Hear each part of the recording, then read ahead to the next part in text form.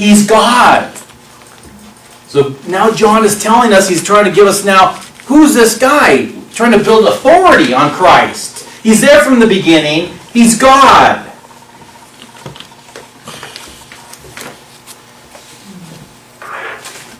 And what we want to do now is, what authoritative source can we go to now to determine the fullness of the truth and how to put everything together? And that's our goal now. This is really the most important component in our recipe now.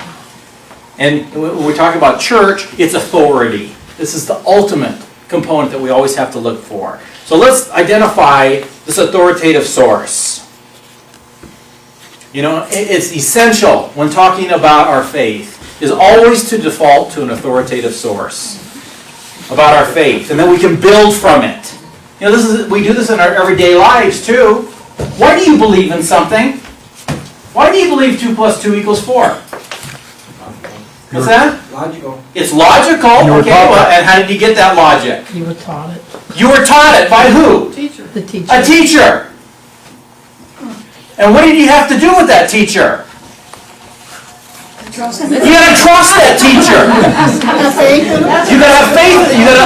You gotta believe that teacher's an authoritative source. That's the only way you can believe 1 + 1 = 2 is that teacher has to be an authoritative source. You have to believe that that teacher has authority. It's so important. And same with our faith. So let's develop our authoritative source. Another beautiful passage that tells us now the authoritative source in the New Testament. It's in Hebrews chapter 1, verse 1 and 2. In times past, God spoke in partial and various ways to our ancestors through the prophets. In these last days, He spoke to us through a Son, whom He made heir of all things, and through whom He created the universe. So what's these verses telling us? How did God speak to us in times past? What's He referring to here? The prophets. The Old Testament. In the Old Testament, how did God speak to us? Through prophets. All right, through prophets in various ways. But now, what's the second part of it now? In the last days, how is He going to speak to us? Through a Son. And the Son, He's made heir of all things, through whom He created the universe. So He's saying now Christ, the Son, is now God who's going to speak to you authoritatively in the last days or in the New Testament or the New Covenant.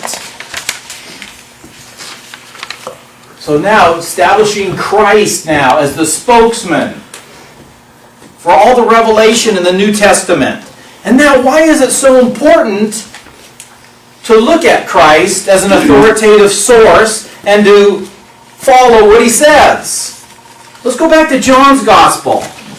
Chapter 8, verse 32. And you will know the truth, and the truth will set you free. So what is the truth going to do to you? Set you free. Set you free. This is in a spiritual context. The truth will set you free. Free from what? From confusion. Okay.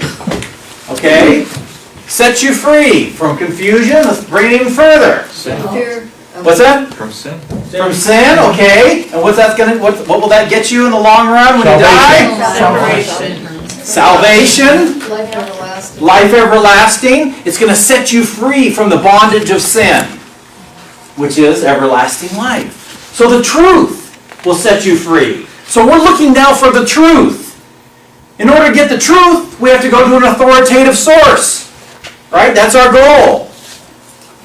Well, let's find out. You know, we're exploring this authoritative source. I think you already know who it is, but there's still more scripture passages that we can examine. Let's just go to John 14:6. And let's figure out who this truth is. John 14:6. It says the truth will set you free. Okay, that's wonderful. What's the truth? John 14:6. Jesus said to him, I am the way and the truth and the life. No one comes to the Father except through me. All right, so Christ now is saying, I am the way and the truth. He's identifying Himself as the truth. And in other passages, we find out, He's God. In the beginning, He's the truth. what this is doing here is just establishing the authority of Christ and who He is, what He's proclaiming, and the importance of listening to Him. The second and third sentence. Well, he taught his people what God wanted them to know about His salvation plan. Since Jesus knew He would not remain on earth, He called 12 apostles who would be taught by Christ personally. All right.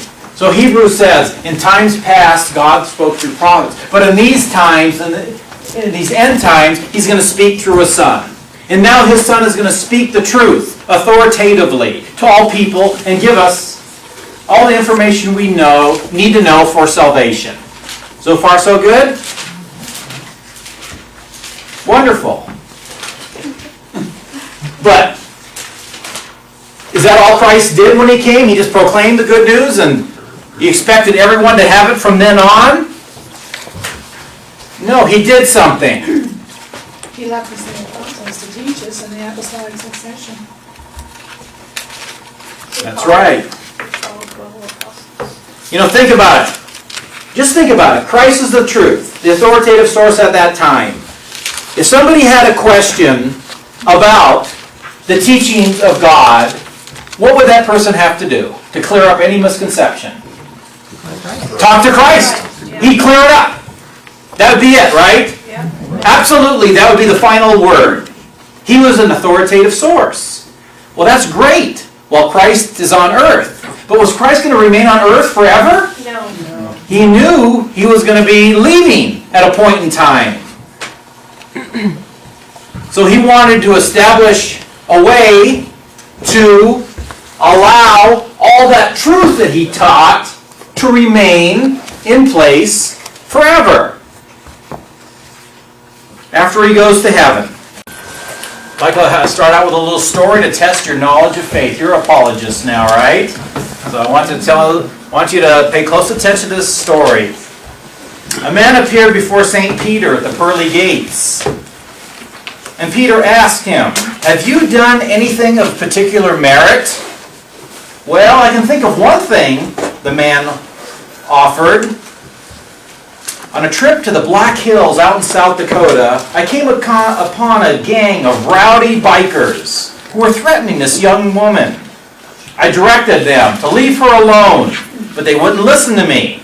So I approached the largest, the most heavily tattooed biker and smacked him on the head, kicked his bike over, ripped out his nose ring, and threw it on the ground. And I yelled to him, 'Now back off, or you'll answer to me.' St. Peter was impressed and asked, 'When did this happen?' 'Just a couple minutes ago.'"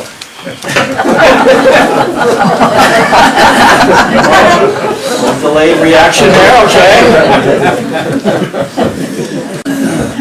Theologically, is that correct? Yes? In what way? Peter asked him, "What did you do?" Can't no greater love him give your life up for someone else? Okay. He defended that lady. Okay. Horrible force, huge force. Okay. Anyone else? He was practicing his faith. Practicing the faith. Okay. Anyone else? It's partially correct. I mean, you don't work your way to heaven. Okay. I mean, Remember, a long time ago, remember whenever we heard the word salvation, we should always break it into 3 components. Remember? You know, people just say salvation for everything. But there are 3 components that we should always break it into. What are those 3 components? And when we understand these components, then it makes more sense, as Mary Ann said. What are the components? Redemption. Okay. Redemption. Salvation. And justification.